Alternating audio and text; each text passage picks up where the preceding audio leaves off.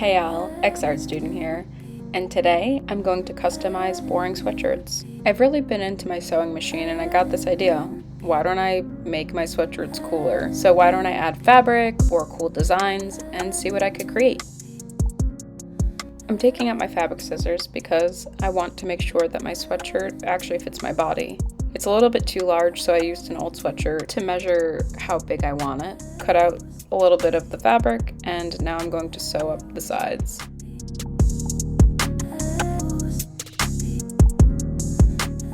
So I'm definitely a beginner at sewing, and whenever my sewing machine breaks, I ask my sister for help. And she taught me that if you follow the lines on the metal piece, like the measurements, then you could actually make a straight line. Now I'm looking through my fabric and trying to see what elements I actually want on my piece and cutting them out the way that I want to see them.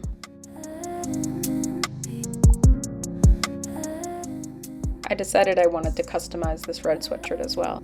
In my eyes, the best way to customize a sweatshirt or any clothing is to dye it. The red sweatshirt's getting black, and the gray sweatshirt's going to get a forest green as well as a blue. They just didn't have enough forest green, so I mixed them to get a cool turquoise-ish color.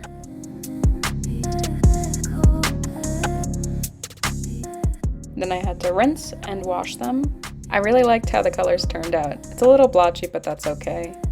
On my green sweatshirt, I wanted to draw a Luna moth. Here, I'm thinking it's all even. I found out later it's not. I then thought to myself, why not try embroidering for the first time on the sweatshirt? I know I should have used one of those loops for embroidery, so then nothing got bunched together. I had to slowly learn that on my own, that what I was doing wasn't right. I just went in blindly because I know how to kind of sew, that I figured I could figure out how to embroider pretty well. I'm not that great at it, and turns out it takes a really long time. I have these clips sped up because it was so boring to me. Like, I wish I enjoyed this more, but I really didn't. It was fun when it came together, but it took so much longer than I thought. It definitely took over a week for this whole project, which really was not great. And I thought I could cheat by doing long strands across, but eventually I hated how it looked because it was so loose that I cut it off and redid it. And here's me doing each individual tiny stitch. And this is the reality of how long each stitch actually took. So it was like painstaking, and I went through so many books and listened to so many podcasts and watched so many YouTube videos. This is not a task for me. I was not a fan. I just see so many cool pieces where people are making embroidery into paintings almost, and I just wish I was at that level. Obviously, looking back at it, it definitely takes practice and time, but I just thought in my mind I could do it, but I'm definitely not there. My plan was, as long as I covered the entire moth in this light green, I could then go over it with darker greens, minty greens, light yellows, whatever color I wanted in order to include those stripes that you see on moth or butterfly wings, as well as any shading or details, just to make the piece look more interesting. But unfortunately, it took a really long time and I ran out of that main green, so I was using scraps. When I finally finished using the green, it was such a relief, and I was able to move on to the fluffy part of the body, and eventually I shaded and added some texture with a light buttery yellow.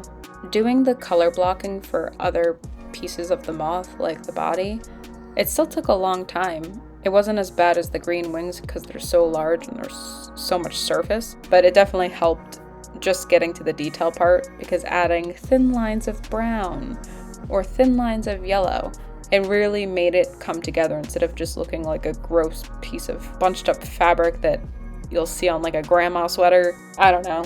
I was very unhappy because my moth is totally uneven and I worked so hard on it, and it's kind of frustrating that it turned out just okay.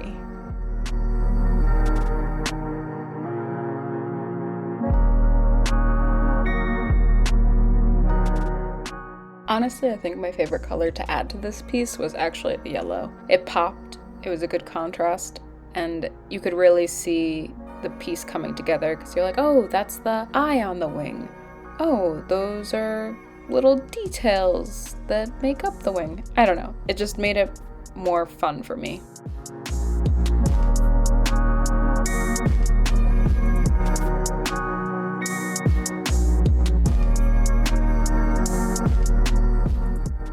Something I did not realize, how thick string gets when you keep layering it. I had to use my pliers sometimes to get it unstuck from the fabric as well as all the string. And it was kind of fun being able to pull it around, and I was just glad I was almost done with this piece, because if I had to do the plier pulling the whole time, I probably would have gone crazy and stopped. I thought it would be cool, since it's a Luna moth, that I'd add little moons to the elbows. I feel like elbow details are so cool, like on college professor jackets. I'm such a fan. So now I'm done, but I wasn't too happy with how the sweatshirt turned out, so I decided, let me actually finish the red one and hopefully redeem myself this way. Since I spent so much time on the previous sweatshirt, I wanted this to be easy on myself, and I used previous designed pieces, and I used my vinyl cutter to cut out some heat vinyl. When the vinyl cutting was done, I then took to weeding. I took out any vinyl I did not want to end up on my sweatshirt and reveal the design that you see in front of you. I really enjoy weeding. It's fun being able to see the design actually come to life. And you're like, wow, I drew that, and now I get to customize something of my own. Now, both my sweatshirts are finished. Let's take a look at the close-up shots.